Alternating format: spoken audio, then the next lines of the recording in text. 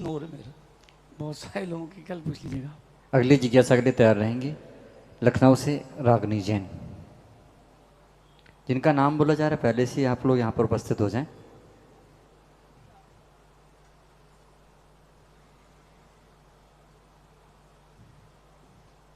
नमोस्तु गुरुवर, नमोस्तु गुरुवर, नमोस्तु गुरुवर।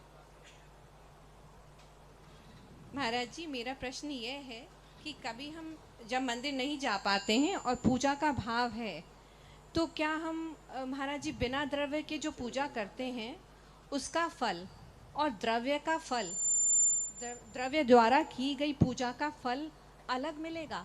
देखिए, कभी ऐसा होता है कि खाना खाने की इच्छा और खाना नहीं खाते? ऐसा कभी नहीं होता। अपनी इच्छा है एक काम करना और वो काम धर्म से संबंधित नहीं हो तो वो अपन कर लेते हैं। मेरा मानना है कि अगर ये कोटा में अपन है और डॉक्टर ने अपॉइंटमेंट दिया कि जयपुर जाना है, और जितनी तारीख को डॉक्टर ने अपॉइंटमेंट दिया उतने तारीख को उतने बजे आप वहाँ पहुँचते हो। नहीं पहुँचते क्या श्रावक? से पूछ रहा हूँ मैं। आप 2 घंटे पहले, एक रात पहले पहुँच जाते हो, कल सुबह फिर अपॉइंटमेंट है।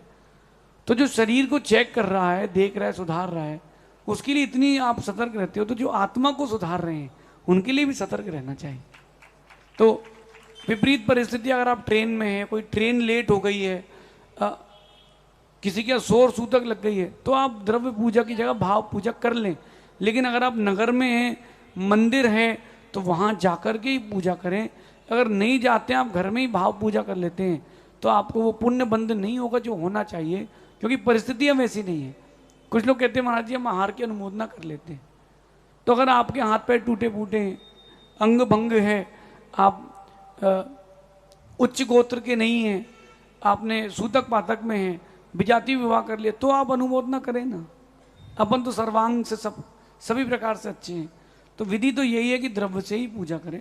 लेकिन अगर किसी विशेष परिस्थिति फंस जाते हैं, आपने द्रव्य जमा ली है, सजा ली है, उसमें जीव निकल गया मरा हुआ, तो द्रव्य अलग हो गई, तो अब उस समय आप अभिषेक भी नहीं कर पा रहा, श्रावक माना पुरुष वर्ग है, तो अब कोई बात नहीं, किनारे खड़ो के अनुमोदना कर लें, चीटी मार करके अभिषेक करने ना पहुंच जाए।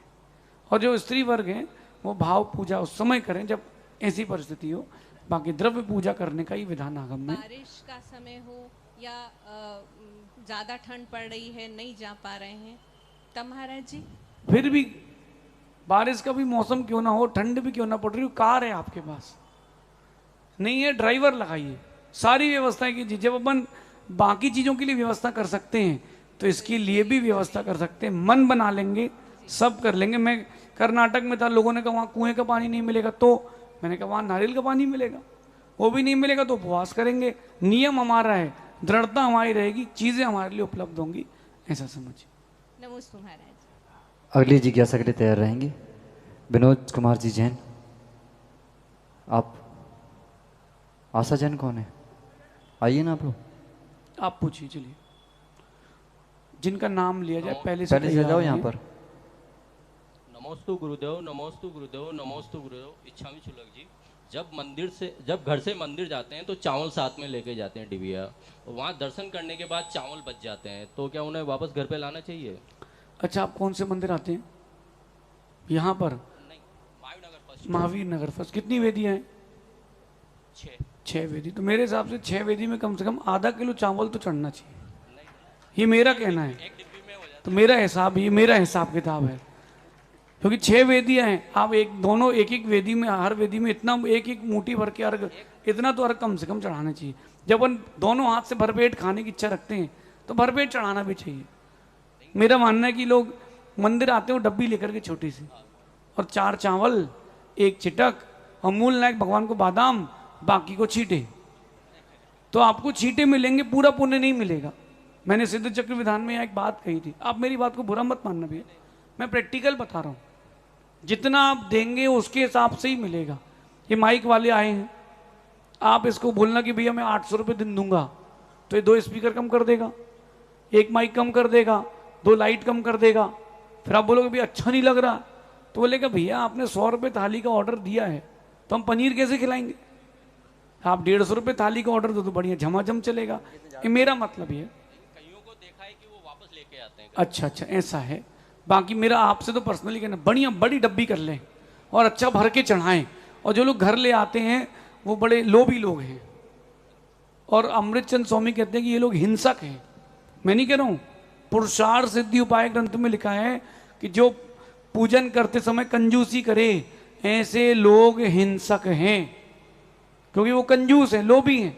तो वो जो घर ले आए हैं, अच्छा बहुत अच्छा काम किया उसने, वो घर आएगा तो काम आ गए कल उसके, कल बचा कि नहीं बचा वो चढ़ाने के लिए। तो आप जो द्रव्य लेकर के आए हैं पूरी चढ़ाएं। कई लोगों को तो मैंने सम्मित शिखर जी में देखा है, वंदना करी, भगवान पारसनाथ की टोक तक पहुंचे, जो थैली में चावल बचे हैं वो साहब नीचे ले। मैंने कहा भैया ये क्या है, इतना थैला भरा है? अब बोले बच गई है। अरे मैंने कहा तो भाई ऐसे कंजूस लोग हैं कि ये मर्सिडीज के शोरूम में जाएंगे तो भी ऑटो ही खरीदेंगे, पुण्य झीण लोग हैं। मंदिर आए हैं, भरपूर चढ़ाएं। मैं जब पूजा करता था मेरे को 2 पूजा में रोज आधा से पौन किलो चावल लगते ही थे। इससे कम में क्या मजा आएगा? जैसा आप दोगे वैसा मिलेगा। आपको चाहिए भविष्य में जलवा रहे तो जलवे से पूजा करें तो जलवा मिलेगा, ऐसा समझ।